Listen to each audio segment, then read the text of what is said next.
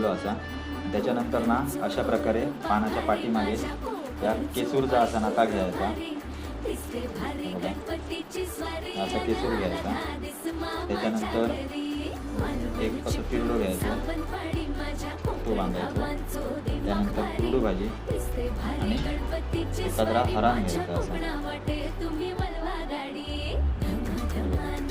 हरणाचं एक घ्या घेतलं आणि मंडळी त्याच्यानंतर ना बघा ह्या असा हे करून घ्यायचा.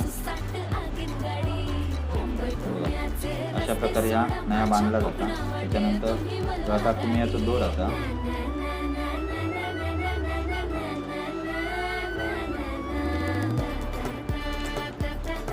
तो असं घ्यायचो.